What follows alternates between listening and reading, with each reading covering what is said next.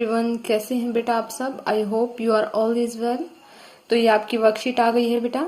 शिक्षा निदेशालय राष्ट्रीय राजधानी क्षेत्र दिल्ली की जो वर्कशीट नंबर है ये 1 है। आज आपकी हिंदी की वर्कशीट है। हिंदी की वर्कशीट ये आपकी कक्षा 8 की वर्कशीट है। 8वीं कक्षा के विद्यार्थियों के लिए है बेटा ये वर्कशीट। विषय क्या है? हिंदी। और हिंदी में भी क्या है बेटा, लाख की चूड़ियां जो आपका पाठ है उससे ये जो वर्कशीट बनाई गई है। ये आपकी बुक से ही है बेटा। ये वर्कशीट आपकी 6/4/2021 की आपकी ये वर्कशीट है। तो चलिए पढ़ते हैं, देखते हैं वर्कशीट में दिया क्या गया है।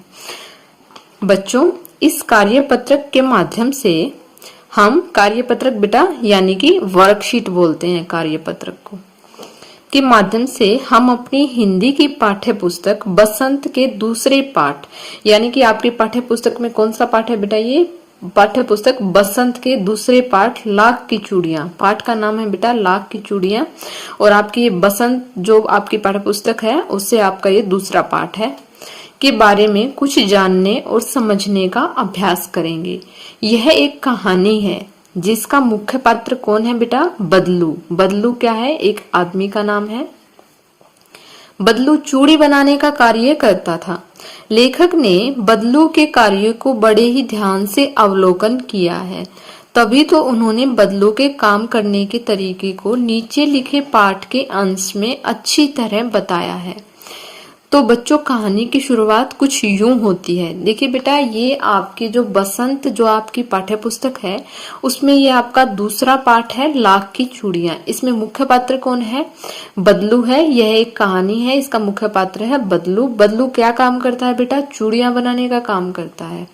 तो आगे पढ़ते हैं हम, क्या दिया गया है कहानी में। सारे गांव में बदलू मुझे सबसे अच्छा आदमी लगता था। ये कौन कह रहा है बेटा? ये लेखक कह रहा है कि क्या लगता था? सबसे अच्छा आदमी लगता था, क्योंकि वह मुझे सुंदर सुंदर लाख की गोलियां बनाकर देता था। लाख क्या होता है बेटा? लाख होती है एक प्रकार की गोंद होती है जिससे कि क्या बनाई जाती है? चूड़ियां बनाई जाती हैं। मुझे अपने मामा के गांव जाने का सबसे बड़ा चाव यही था कि जब मैं वहां से लौटता था तो मेरे पास ढेर सारी गोलियां होती थी, रंग बिरंगी गोलियां जो किसी भी बच्चे का मन मोह ले। आगे क्या है बेटा? वैसे तो मेरे मामा के गांव का होने के कारण मुझे बदलू को मामा कहना चाहिए था। वैसे तो मेरे मामा के गांव का होने के कारण मुझे बदलू को बदलू मामा कहना चाहिए था, परंतु मैं उससे बदलू मामा न कहकर बदलू काका कहा करता था। देखिए बेटा, आपने देखा भी होगा जो आपके घर में बच्चे होंगे और या आस पड़ोस में होंगे, छोटे भाई बहन होंगे, तो बच्चे जो है एक दूसरे से बच्चे की रीस करते हैं। जो उसको अगर वो पापा कहेगा तो पापा कहेंगे, काका कहेगा तो काका कहेंगे। अगर 4 बच्चे एक आदमी को काका कहते हैं तो वो 5वें वाला भी उसको काका ही कहेगा। तो यहाँ पर भी कुछ ऐसा ही हुआ है, जैसा कि गांव के सभी बच्चे उसे कहा करते थे। देखिए बेटा, इसमें कहा है कि सभी बच्चे उसे काका कहते थे, तो वो भी उसको काका ही कहता था। बदलू का मकान ऊंचे घर पर बदलू का मकान कुछ ऊंचे पर बना था। मकान के सामने बड़ा सा सैन था। सैन क्या होता है बेटा? दीवार आदि से घिरा हुआ स्थान, यानी कि घेरा, यानी कि जैसे आप देखते होंगे 4 दीवारी बोल देते हैं उसको, 4 दीवारी कर देते हैं, तो कुछ ऐसा ही था। तो जिसमें एक क्या था? पुराना नीम का वृक्ष लगा था। उसी के नीचे बैठकर बदलू अपना काम किया करता था। बगल में भट्ठी दहकती रहती जिसमें वह लाख पिघलाया करता था। देखिए बेटा, लाख की जो है चूड़ियां बनाई जाती हैं, बहुत कठोर होता है, उसको पिघलाकर और जब उसके शेप दी जाती है। देखिए बेटा, जैसे ये बदलू है, पिक्चर में दिखाया गया है, और ये जो है उसके पास ये भट्ठी जल रही है, ये उसको ये इस पे अपनी उसकी चूड़ियों की शेप देता था। और यहाँ ये 4 दीवारी वाला कोई प्लाट या एरिया था जिसमें ये नीम का पेड़ था, जहां पर वो लाख की चूड़ियां बनाता था। नेक्स्ट बेटा, बगल में भट्ठी दहकती रहती जिसमें वह लाख पिघलाया करता था। सामने एक लकड़ी की चौखट पड़ी रहती थी जिस पर लाख के मुलायम होने पर वह उसे सलाख के समान पतला करके चूड़ी का आकार देता था।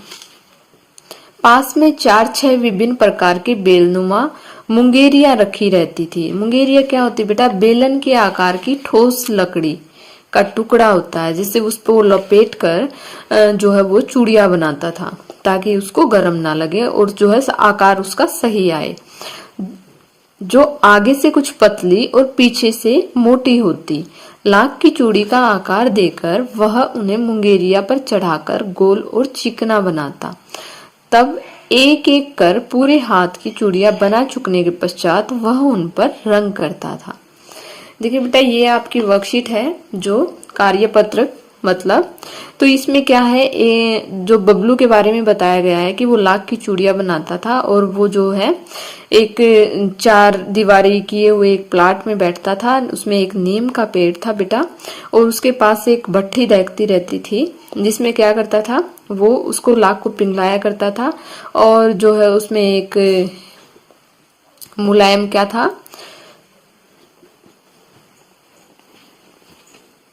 तो इस प्रकार आपने ये एक कहानी को पढ़ा। तो नेक्स्ट क्या है बेटा, इस पे कहानी के बेस पर कुछ क्वेश्चंस दिए गए हैं जो कि हमें करने हैं।